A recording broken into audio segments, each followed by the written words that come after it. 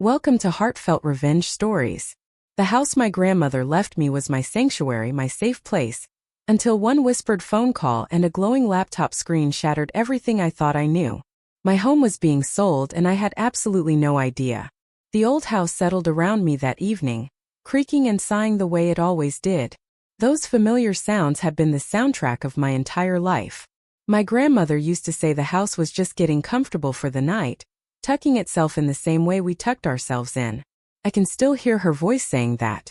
I was curled up in the worn armchair by the window, my fingers wrapped around a warm cup of chamomile tea, watching the rain create shimmering patterns on the glass.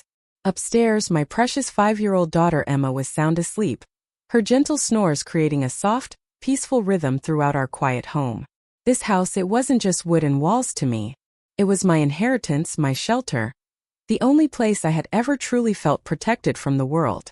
Every single scratch on those hardwood floors, every faded pencil mark on the kitchen doorframe where my grandmother measured my height as I grew, each one was a thread in the fabric of my life story.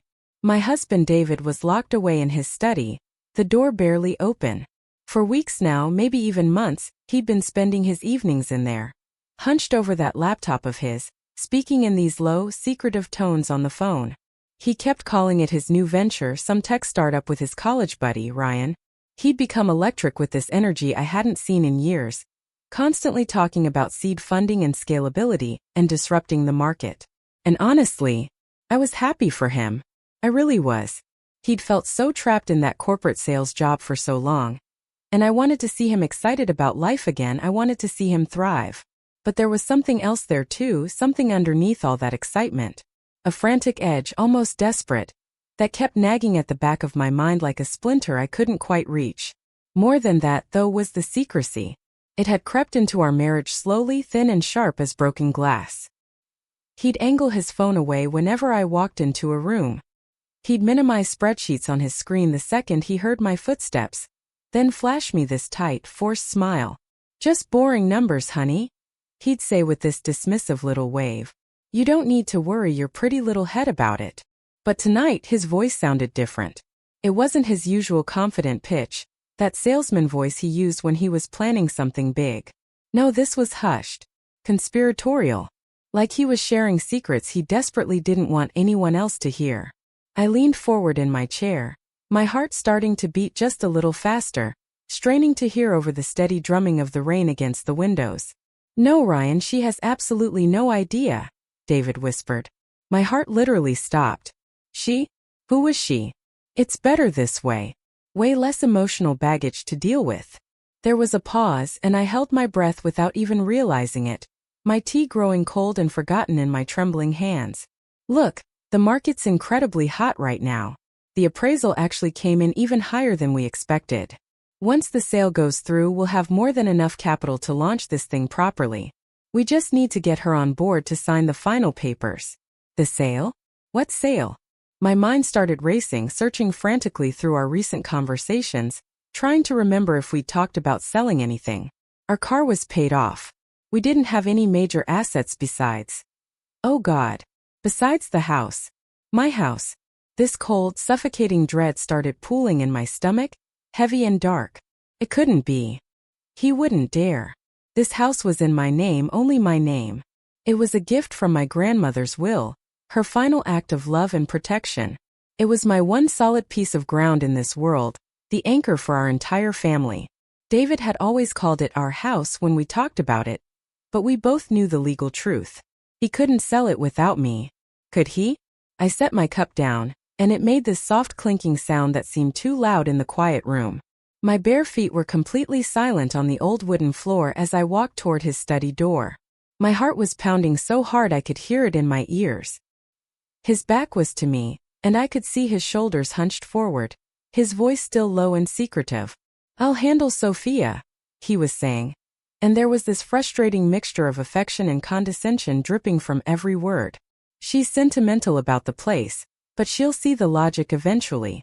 This is our future, Ryan. Her future. Emma's future. She'll thank me for it later." Thank him? Thank him for what, exactly?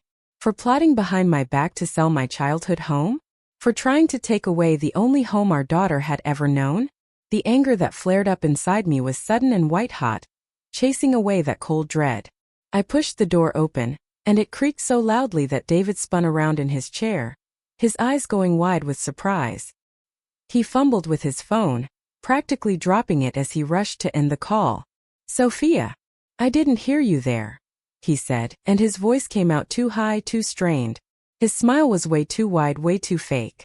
"Everything okay? Who were you just talking to?" I asked. My voice sounded steady, but my hands were shaking so badly I had to clasp them together. "What sale were you talking about, David?"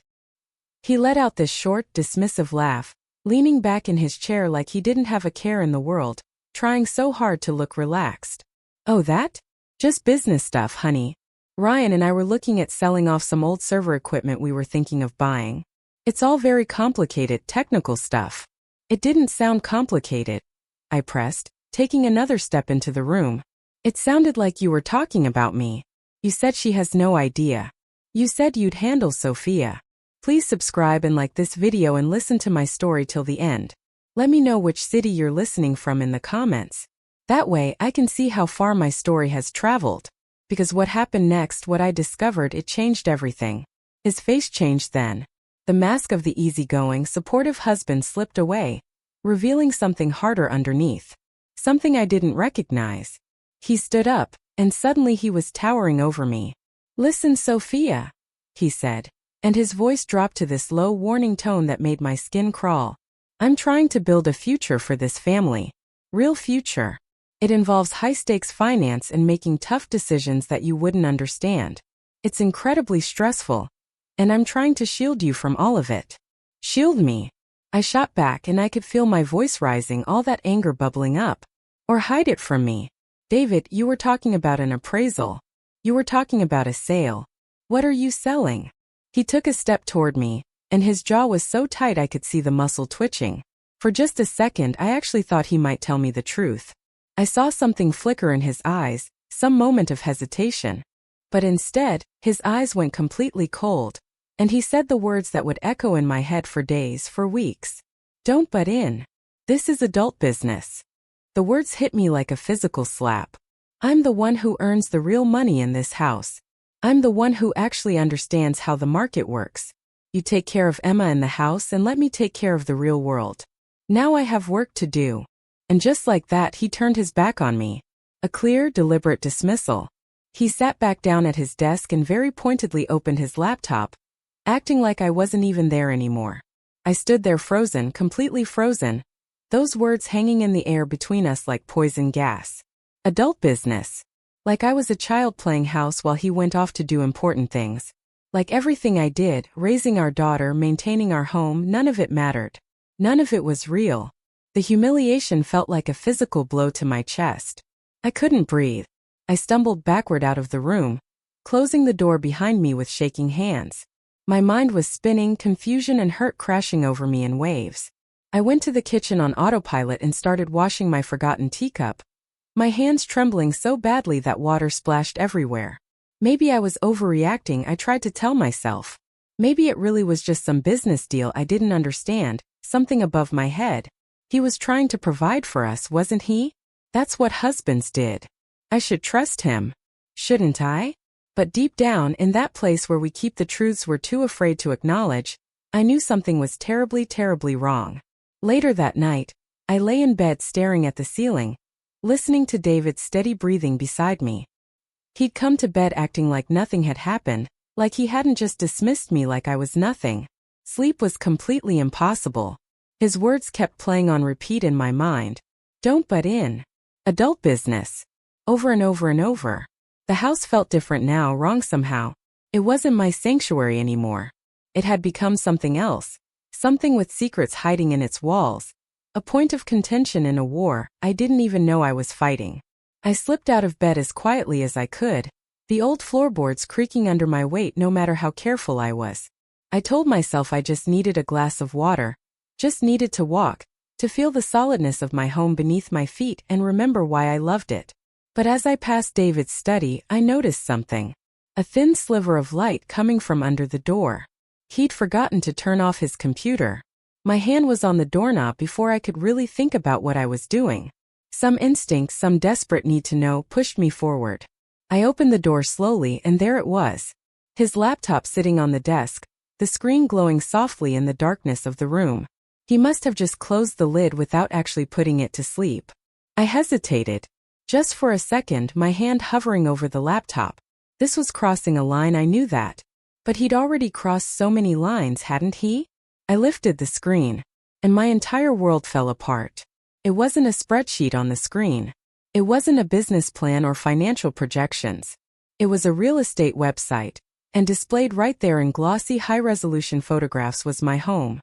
My living room with the fireplace my grandfather built. My kitchen with the window seat where I used to read. Emma's bedroom with her little teddy bear propped up on the pillow. The one she couldn't sleep without. Below the photos was a description. All this flowery language about a charming move-in-ready property. And a price tag that made my head spin, made me feel dizzy and sick. But it was the single word at the top of the page, displayed in bright, devastating red text, that made everything stop. That made the floor disappear from beneath my feet. Pending. The sale was pending, and my signature was nowhere on any document. How far would he go? How deep did this betrayal run? I was about to find out, and nothing would ever be the same again. That word pulsed on the screen like a heartbeat. Pending. Pending. Pending. It stared back at me in the darkness of the study, and I felt my blood run cold, then scorching hot. This wasn't a mistake. This wasn't David just exploring the market, checking property values out of curiosity. This was real. An offer had been made. An offer had been accepted. My home, the place that held every memory of my grandmother's love, every moment of my childhood, had been bartered and sold like a used car while I sat in the next room drinking tea. The air in my lungs turned to ice. I felt this dizzying vertigo, like the floor had just dissolved beneath me, and I was suspended over this black, bottomless pit of betrayal. My first instinct was to run into our bedroom, rip the covers off David, and scream until my voice gave out, to make him feel even a fraction of the pain that was tearing through my chest. But then his words came back to me. Don't butt in. This is adult business. He saw me as a child, some emotional obstacle he needed to manage. If I went in there screaming and crying, I'd only prove his point. I'd be the hysterical wife who couldn't handle reality, who was too sentimental and small-minded to understand his grand vision. No. If he was going to operate in the world of adult business, then I needed to meet him there. Not with tears but with evidence. With cold hard facts he couldn't dismiss or explain away. My hands were shaking, but they moved with purpose now. I pulled out my phone, the screen's glow illuminating my pale, tear-streaked face. I took a photo of the laptop screen. The listing. That horrible red word, pending. The proof. Then I clicked on the browser's history, and oh God, it was all there. A digital trail of his deception, laid out like breadcrumbs. Zillow. Realtor.com. Mortgage calculators. Articles with titles like, How to Convince Your Spouse to Sell, and Legalities of Selling an Inherited Property. My stomach churned violently. He hadn't just thought about this on a whim. He had researched it. Planned it. He'd looked up how to manipulate me, how to get around the fact that the house was legally mine. I minimized the browser window, my heart hammering against my ribs so hard it hurt. There on his desktop was a folder, and the name made me want to laugh and cry at the same time. Project Launch. So casual. So businesslike. I clicked it open with trembling fingers. Inside were business plans, financial projections, spreadsheets full of numbers that made my head spin. And then another folder, labeled simply House. I opened it and there they were. All the pieces of his betrayal, neatly organized like a filing cabinet. A copy of the appraisal report he'd mentioned on the phone. A contract with a professional photographer. And an email thread with someone named Brenda, a real estate agent. I started reading from the very beginning, and with each email I felt sicker and sicker. The first email was dated 2 months ago. 2 months. He'd been planning this for 2 entire months. Brenda, David's first email read, and I could hear his fake friendly salesman voice in every word. My wife and I are looking to sell our property at 127 Elm Street. We need a quick, quiet sale. The primary goal is to liquidate the asset for a business investment. My wife and I. The lie was so blatant, so casual, like it cost him nothing to type those words. I scrolled down, my hands shaking harder now, my vision blurring with tears I refused to let fall. Brenda's replies were cheerful and professional, completely oblivious to the fact that half of this supposed couple had no idea any of this was happening. She outlined her strategy, the staging process, her commission rates. And David had handled everything. Every single detail. He'd let the photographers into our home one afternoon when I'd taken Emma to the park. I remembered that day now, how he'd insisted we needed to get out and enjoy the sunshine. How he'd practically pushed us out the door. I thought he was being sweet, thoughtful. He'd been staging my home for sale. He'd scheduled private viewings for times when I had my weekly grocery run, when I was at Emma's ballet class, when I was anywhere but home. He had orchestrated this entire charade behind my back in my own house right under my nose. Then I saw it. The offer letter. A PDF attachment from just 2 days ago. 2 days. This had been sitting in his inbox for 2 whole days, and he'd said nothing. Not a word. I opened it with shaking hands. It was a full-price, all-cash offer from a development company. They wanted to tear down my grandmother's house and build condos. They wanted to erase every memory, every piece of my history. At the bottom of the document was the purchase and sale agreement. I scrolled through pages of legal language that made my eyes cross, scanning desperately for the signature lines. There was one for the buyer, one for David, one for me. His was signed already, his neat digital signature right there in black and white. Mine was blank. Terrifyingly, devastatingly blank. He hadn't forged it. Not yet. He was waiting. Waiting to handle Sophia. Just like he told Ryan on the phone. Waiting to manipulate me into signing the final papers, to trick me into giving away my home. The closing date was listed right there at the top of the contract, and when I saw it I felt like I might actually throw up. Next Friday. 8 days from now. In 8 days, if he got his way, I would be homeless. Emma would be homeless. And he would have my grandmother's money to fund his dream. This wasn't just betrayal anymore. This was conspiracy. This was calculated, premeditated theft. He'd moved every piece on the chessboard, positioning them carefully, cornering me without my even knowing we were playing a game. The depth of the deception, the sheer audacity of it, made it hard to breathe. This wasn't the man I married. The man I married would have talked to me, would have dreamed with me, would have respected me enough to include me in decisions about our future. This man, this stranger sleeping in my bed, had plotted against me like I was his enemy. I closed the laptop carefully, that soft click echoing in the silent house. I walked out of the study and back toward our bedroom, my phone clutched in my hand like a weapon, like a shield. The rage inside me wasn't hot and explosive anymore. It had cooled into something harder, something diamond-sharp and unbreakable. A cold, controlled fury that gave me clarity. I didn't rip the covers off him.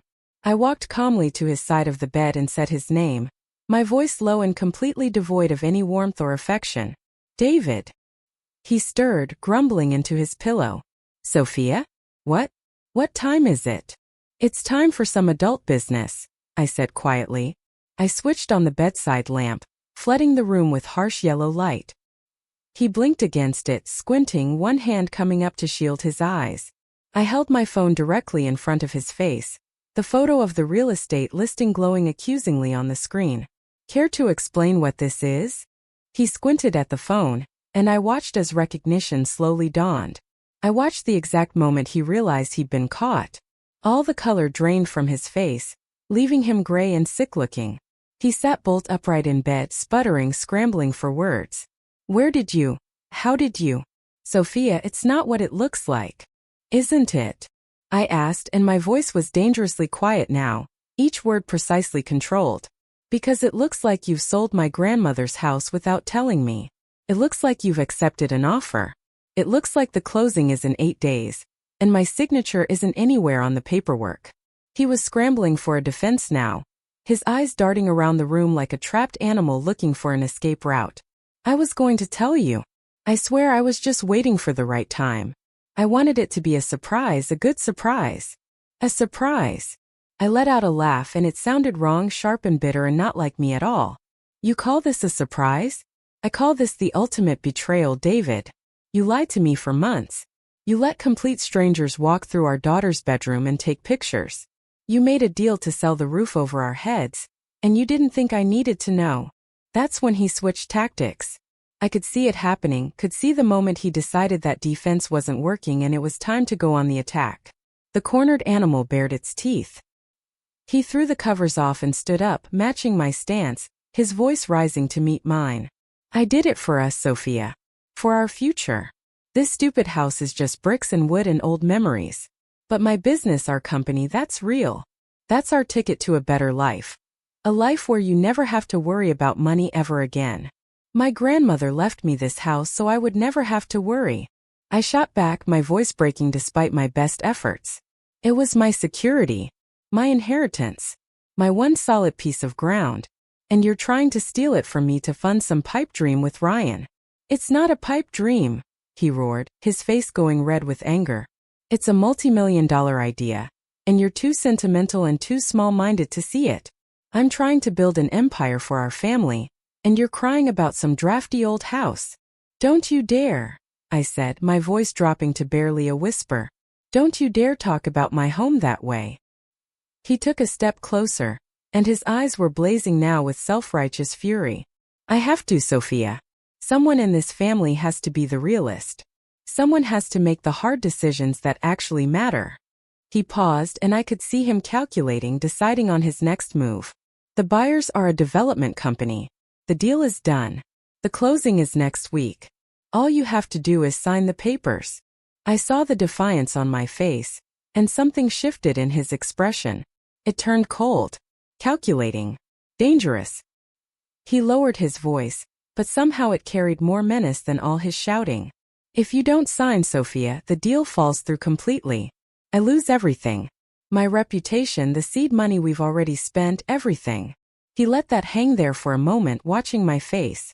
And Ryan, he's already remortgaged his own house based on this sale going through. You understand what that means?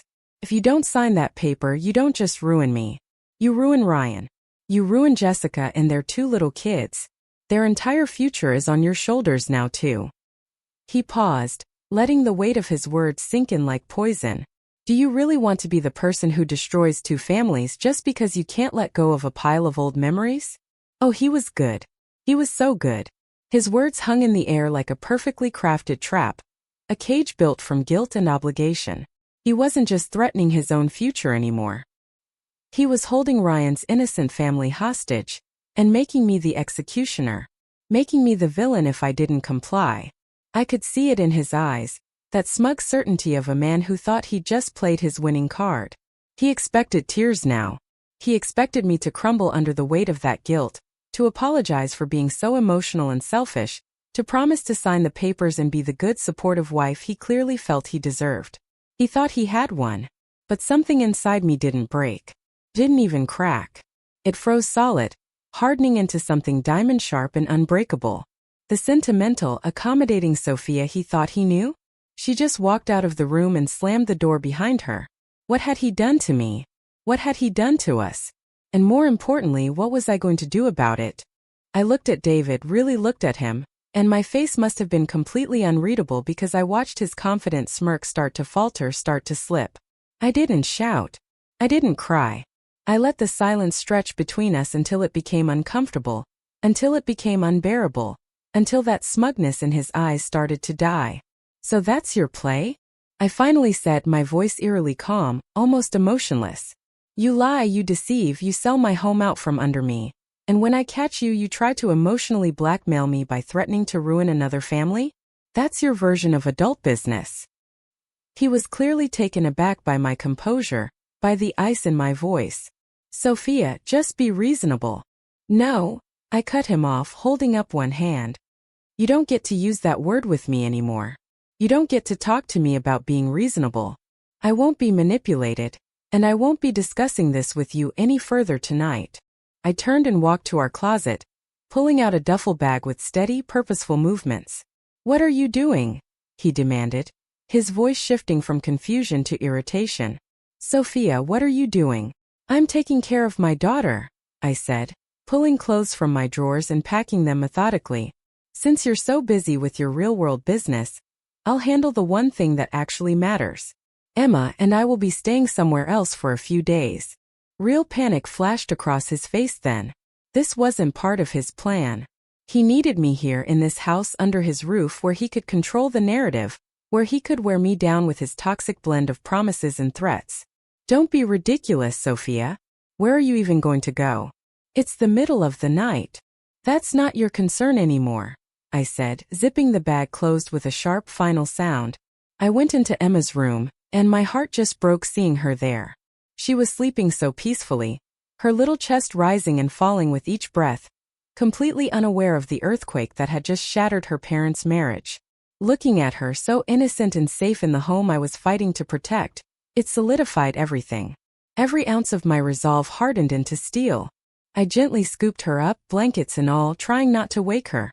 She stirred just a little, murmuring something in her sleep, and then snuggled against my shoulder. The warmth of her little body, the trust in that sleepy cuddle, it anchored me. David was waiting in the hallway when I came out, blocking my path with his body. Sophia, you can't just leave, he hissed, trying to keep his voice down but failing. We need to talk this out right now. You had months to talk to me, David. I whispered back, my voice like ice. Months and months. You chose to lie instead. Every single day you chose lies. Now get out of my way. He looked from my cold, determined face down to Emma sleeping in my arms. I could see the calculation happening behind his eyes. He knew he couldn't physically stop me, not without waking Emma and creating a scene he'd have no control over. Defeated, at least for the moment, he stepped aside, his face a storm cloud of barely contained rage. Fine, he spat out.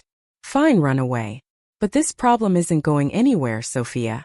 That closing date is next Friday, and you're going to have to make a choice eventually. I didn't give him the satisfaction of a response. I walked past him, down those stairs that had creaked under my feet since I was Emma's age, and out the front door into the rain-soaked night. I didn't look back. I couldn't. I drove straight to my best friend Claire's house, my hands shaking on the steering wheel, tears finally streaming down my face now that Emma couldn't see them. Claire opened the door in her bathrobe, her face creased with sleep, but the moment she saw me standing there, saw Emma asleep on my shoulder, saw my pale, tear-streaked face, she pulled us both inside without a single word. I laid Emma down on the guest bed, tucking her in carefully, and then I completely broke down in Claire's kitchen. The whole sordid, devastating story poured out of me between ragged sobs that I couldn't control anymore. Claire listened to everything, her expression shifting from shock to absolute, pure rage on my behalf. When I finally finished, she refilled my mug of tea, her hand resting on my arm in comfort and solidarity. That absolute snake, she said, her voice dripping with venom. Sophia, this is insane. This is fraud. He can't do this to you. But he is, Claire, I whispered, wiping my eyes with shaking hands. And the worst part is I don't even know if he's lying about Ryan's family. What if it's true? Ryan and Jessica, they're good people. They have 2 little kids, younger than Emma. If David is telling the truth, if they really did remortgage their house based on this sale, what kind of monster would I be to pull the rug out from under them?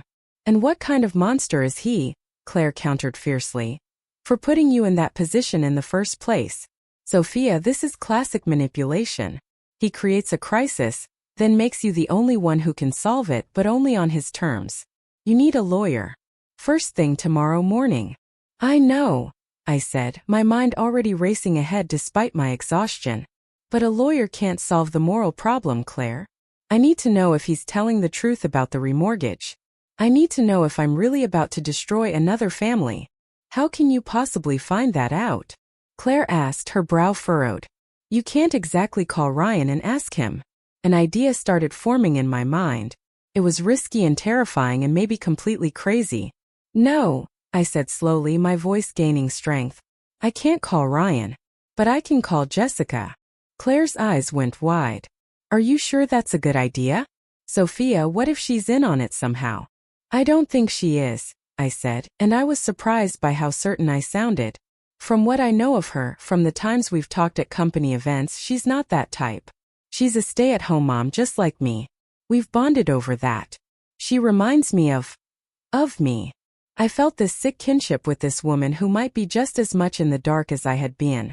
It was a long shot. It was intrusive and messy and uncomfortable. But it was the only way to know the truth. The next morning, after a completely sleepless night on Claire's couch, I waited until Emma was happily eating pancakes and watching her favorite cartoons. My hands were trembling as I found Jessica's number in my contacts list. I stepped out onto Claire's back porch, the cool morning air doing absolutely nothing to calm the frantic beating of my heart. I pressed the call button before I could lose my nerve. It rang once, twice. On the third ring, she picked up. "Hello." Her voice was cheerful, lightly distracted by the familiar background noise of young children playing.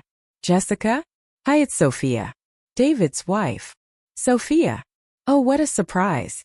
Is everything okay?" Her tone immediately shifted to concern, and I felt my throat go dry. This was it. There was no turning back now. "I'm so sorry to call you like this," I started, and my voice was shaking despite my best efforts to sound calm. "I know this is going to sound completely insane, but I have to ask you something incredibly important about David and Ryan's business. I need you to be completely honest with me." I took a deep breath, my heart hammering. "Is it true that you and Ryan have remortgaged your house to fund it?" There was a moment of absolute dead silence on the other end of the line. I held my breath, my knuckles white from gripping the phone so hard. Then I heard this sharp, sudden intake of breath from Jessica, followed by a single word that made my entire world shift on its axis. "What?" But it wasn't the what of someone who'd been caught in a lie. It wasn't defensive or angry. It was the confused, frightened what of someone who had absolutely no idea what I was talking about. "What did you say?" she asked again, and her voice was shaking now, all that earlier cheerfulness completely gone. "Remortgage our house? Sophia, what are you talking about?" "Ryan told me the funding was coming from a private investor. He said David had secured a silent partner for the business." The floor dropped out from under me all over again. A silent partner. Me. I was supposed to be the silent partner, and my signature on that sale agreement was supposed to be the investment. He hadn't just lied to me. He'd constructed an entirely different reality for his business partner, for Ryan's family. The blackmail he'd used against me.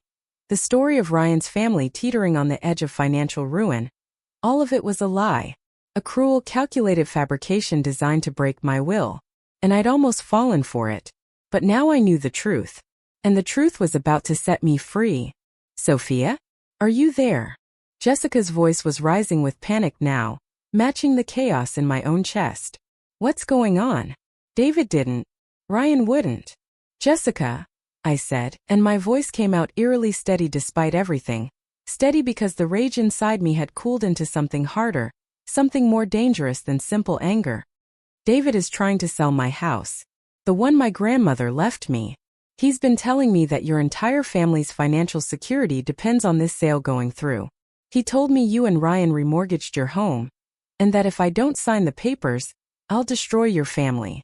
I heard this sharp, distressed sound on the other end. Maybe a sob. Maybe a gasp. "Oh my God," she whispered, and her voice was breaking. "Oh my God, Sophia. No, that's not true at all. Ryan has been so stressed, he's been working day and night, but he told me David was handling all the financials. He said this investor was very particular, very hands-on. He's been working himself into the ground because he thinks you're both so excited about this, that it's your shared dream. We were two sides of the same counterfeit coin." David had told Jessica I was an enthusiastic partner, fully on board and excited. He'd told me I was an emotional liability trying to sabotage everything. He'd played us both, keeping us isolated in our own little bubbles of deception, confident we would never talk to each other. But he'd made a fatal mistake. He'd underestimated both of us. "Jessica," I said, and the plan that had been forming in my mind suddenly crystallized into perfect clarity. "I need your help. I can't let him do this. Not to me and not to your family either. He's building this entire venture on a foundation of lies, and when it collapses, it's going to take everyone down with it." "What can I do?" she asked immediately, and despite the tremor in her voice, I could hear the steel underneath. "He's my husband, but this? Sophia, this is so wrong. Does Ryan have any of the business paperwork at your house?" I asked. "The partnership agreement, anything with information about the investor, financial projections?" I think so," she said slowly. "He has this box of files in his home office. He told me specifically not to touch it, said it was all highly confidential business documents. Of course he did, I muttered. Jessica, can you get into it? Can you take pictures of everything and send them to me? I need to see what David's been telling Ryan. I need to know what he's been promising in my name. Yes, she said without even a moment's hesitation. Yes, I can do that. Ryan's taking the kids to the park this afternoon for a few hours. He does it every Saturday. I'll have time. Thank you. I breathed, relief washing through me. Thank you, Jessica. But please don't say anything to Ryan yet. Not until we see what's in those files. We need to be smart about this. I understand, she said quietly. Sophia, I'm so sorry. I had no idea. Neither did I said. But we do now. And that changes everything. We hung up and I stood there on Claire's porch, the morning sun warming my face, and for the first time since this nightmare began, I felt like a general preparing for war instead of a victim waiting to be crushed. Claire came out with a fresh cup of coffee for me, studying my face carefully. You look different, she said. What happened? He lied, I said, and the words tasted like freedom. The whole story about Ryan's family, the remortgage, all of it. Complete fabrication. Claire's jaw dropped. That absolute piece of... I know, I interrupted, and I couldn't help the grim smile that crossed my face. But he made a mistake. A big one. He thought isolating me would make me weak. Instead, he just gave me an ally. For the next few hours, I was like a coiled spring of nervous energy. I played with Emma, building elaborate towers out of blocks, reading her favorite stories, all while my phone burned a hole in my pocket. Claire had already found the number for a top-rated family law attorney, and I had an appointment scheduled for Monday morning. But first, I needed ammunition. I needed to see exactly how deep David's deception went. Finally, around 2 in the afternoon, my phone started buzzing. Text after text from Jessica. Picture after picture of documents loading on my screen. My hands were shaking as I opened the first one. It was the official partnership agreement for Innovate Future Tech LLC. I scanned through it quickly. My legal knowledge limited but my desperation infinite. It listed 2 managing partners, David Davis and Ryan Peterson. So far nothing shocking. But then I scrolled down to the section on capital contributions, and my stomach dropped. Ryan's contribution was listed as $50,000 in cash plus intellectual property and expertise. Below that was David's contribution. Capital contribution of $750,000 to be provided upon execution of pending real estate transaction at 127 Elm Street. He put it in writing. He'd contractually obligated my house, my inheritance, to his business venture. But it was the next document that made my blood boil over. It was a signed letter of intent, supposedly from me. It was typed on official-looking letterhead, addressed to the partnership, stating that I, Sophia Davis, fully supported the venture and willingly committed the full proceeds from the sale of my inherited property as my husband's capital contribution. It was flowery and supportive, filled with phrases like our shared dream and investing in our family's future. And at the bottom was my signature. My signature that I had never ever written on this document. It was a forgery and it was good. Really good. He must have scanned my signature from our marriage license or some other legal document and pasted it there. He had literally stolen my identity to perpetuate his fraud. I felt this cold, terrifying wave of violation wash over me. This went so far beyond a marital dispute. This was criminal. This was fraud, identity theft, forgery. Tell me in the comments if you've ever felt this kind of betrayal. This gut-wrenching realization that the person you trusted most in the world had become a stranger. And if you've dealt with something similar, please share your story. You're not alone in this. None of us are. He hadn't just been waiting for my signature on the sale agreement. He'd already started using my name on other documents, creating this elaborate paper trail that made it look like I was a willing, enthusiastic participant in his scheme. He was boxing me in from every possible angle, making sure that even if I tried to fight back, it would look like I'd changed my mind, like I was the unreliable one, the emotional one who couldn't be trusted. But he'd made one critical error. He documented everything. And documentation could be used against him just as easily as it could be used for him. I spent the rest of the afternoon on the phone with the lawyer Claire had found. His name was Mr. Harrison, And when I explained the situation, when I sent him photos of the forged documents, I could hear the shock in his voice. "Mrs. Davis," he said gravely, "what your husband has done goes far beyond a civil matter. This is forgery. This is fraud. The entire business partnership is predicated on stolen identity and false pretenses." He outlined the immediate steps I needed to take to protect myself and my asset. First and foremost, I needed to contact the real estate agent and formally withdraw the property from sale. My heart was pounding as I found Brenda's number. I'd never spoken to her before, had never even known she existed until last night. I dialed with shaking fingers.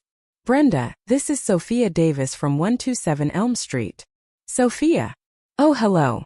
Her voice was overflowing with professional enthusiasm. "I'm so thrilled about the offer we received. Such a fantastic price. We're just waiting on your final signature to move forward with closing next week." "That's actually why I'm calling, Brenda," I said, forcing my voice to stay level and calm. "There's been a serious misunderstanding. The house is not for sale." The silence on the other end was deafening. I'm sorry," she finally stammered. "But the contract is already signed. We have an accepted offer," David assured me. "David acted without my knowledge or consent," I stated clearly, each word deliberate. "The property is in my name only. I am the sole owner. I have not signed nor will I be signing any sale agreement. Please inform the buyers immediately that the deal is off, effective right now. My attorney will be sending you a formal cease and desist notice regarding all activity related to the sale of my property." I could hear her sputtering on the other end, trying to find words, but I didn't wait for her response. I hung up, my hand trembling. It was done. The first domino had fallen. Minutes later, my phone started ringing. "David." I let it go to voicemail. It rang again immediately. Ignored. Then a text message appeared, and I could practically feel the rage radiating from the screen. "What the hell did you do, Sophia? Brenda just called me in a panic. You call her back right now and tell her you made a mistake." I didn't respond. Another text came through, this one even more aggressive, filled with threats and insults. I put my phone on silent and set it face down on the table. I felt this grim satisfaction settling over me. The game had changed completely.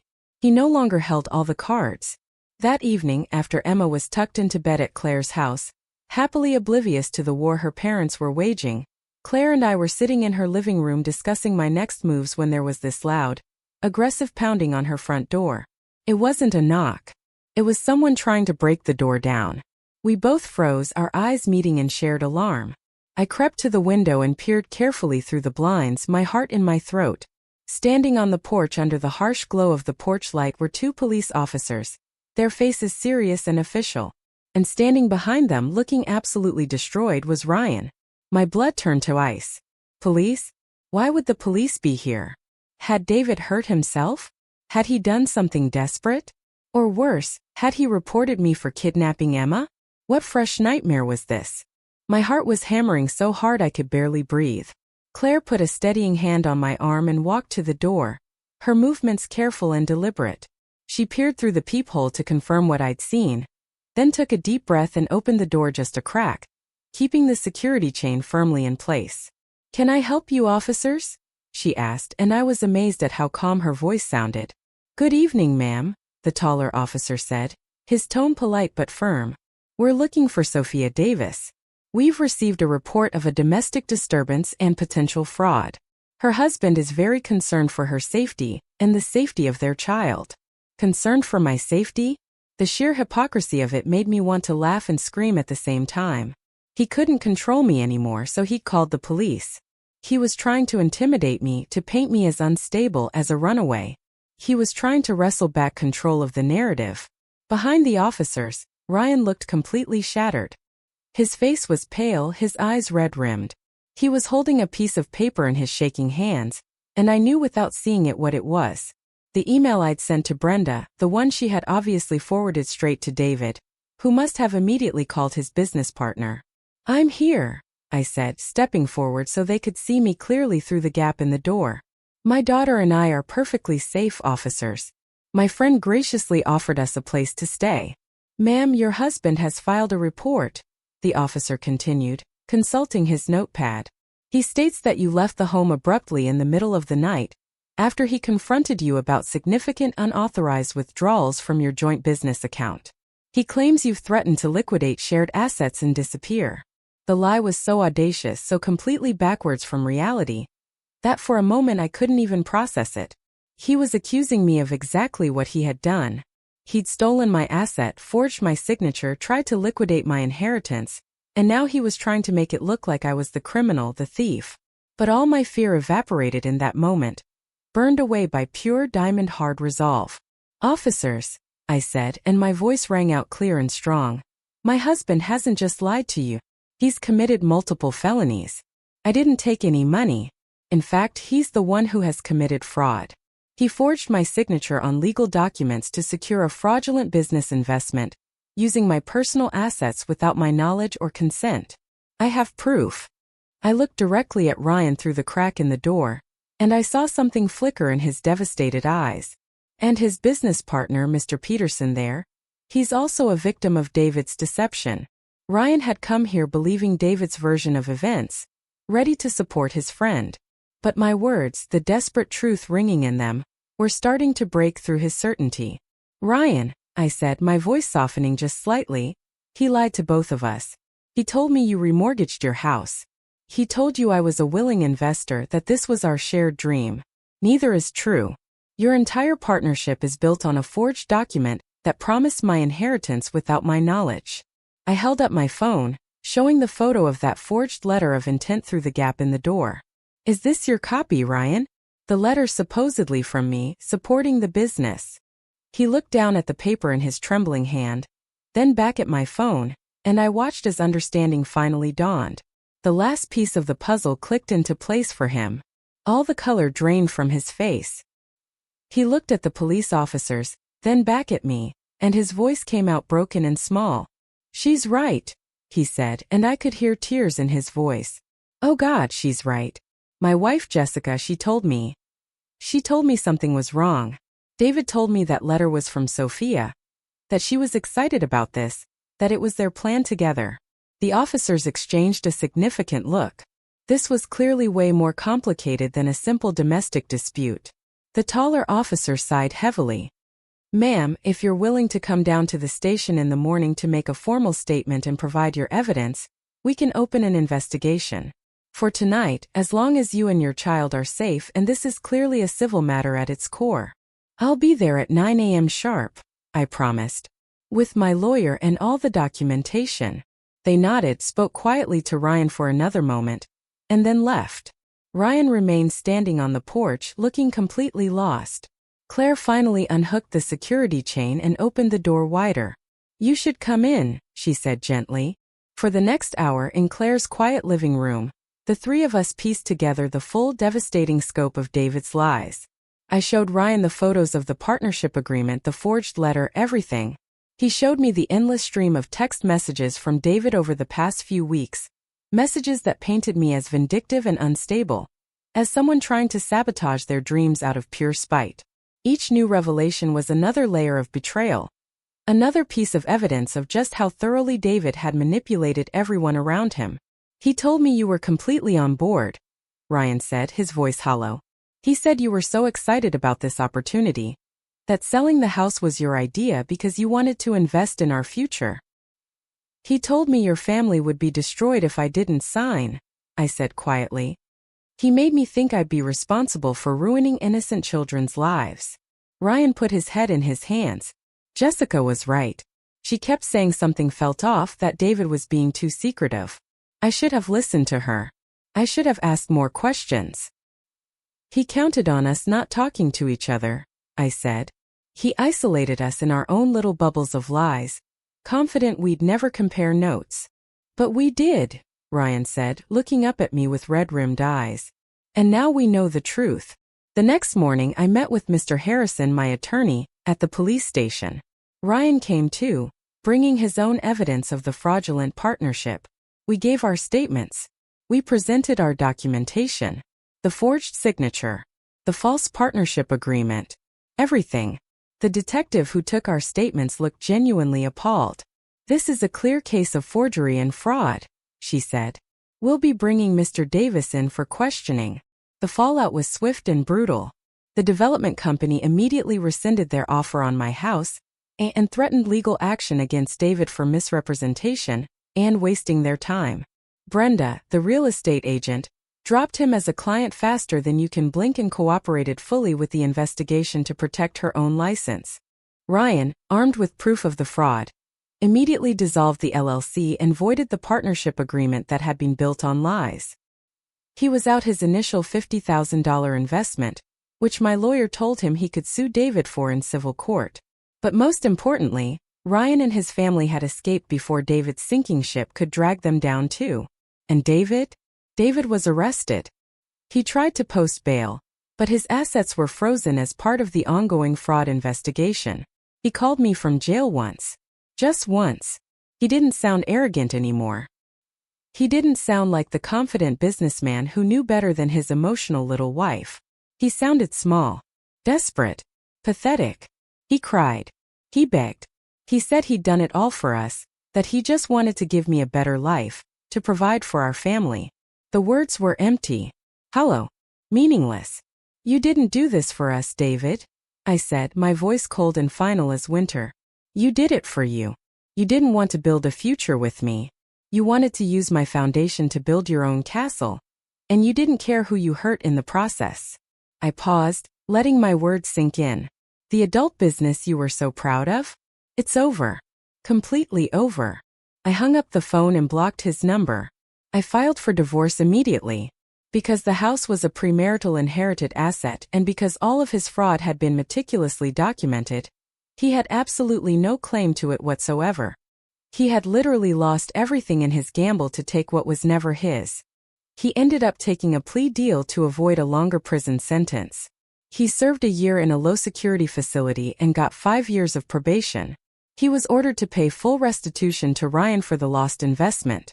His reputation? Destroyed. Completely destroyed.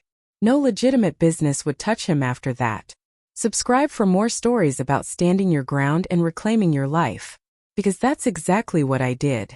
Today, 2 years later, life is quiet, peaceful, and most importantly, it's mine. Emma is 7 now, and she's absolutely thriving. She still sleeps in her little bedroom under the same roof that sheltered me when I was her age. The house doesn't just sigh anymore. It breathes. It breathes with the life we've built here. A life of peace and security and honesty, free from secrets and lies and manipulation. Sometimes I'll be sitting in that same worn armchair by the window, watching Emma play in the backyard, and I'll think about how close I came to losing everything. But David made one fatal miscalculation that cost him absolutely everything. He thought my love for my home was a weakness, a sentimental attachment he could exploit and manipulate. He never understood that I wasn't just fighting for bricks and mortar and old memories. I was fighting for principle, for dignity, for the one piece of this world that was truly legally, morally mine. And I learned something crucial through all of this. In the real world, in the actual world of adult business that David claimed to understand so well, you don't get to keep what you haven't earned honestly. You don't get to build your dreams on someone else's foundation without their permission. And you never ever try to take what a woman is willing to fight for. Because I fought. And I won. My grandmother's house still stands solid and strong, sheltering another generation. And every single day, I'm grateful I had the courage to stand up and say no. No to manipulation. No to lies. No to theft disguised as ambition. Just no. And that simple word, that refusal to be controlled, it saved everything that mattered. Emma and I are safe. We're home. And we're free. And that is worth more than any business venture could ever be.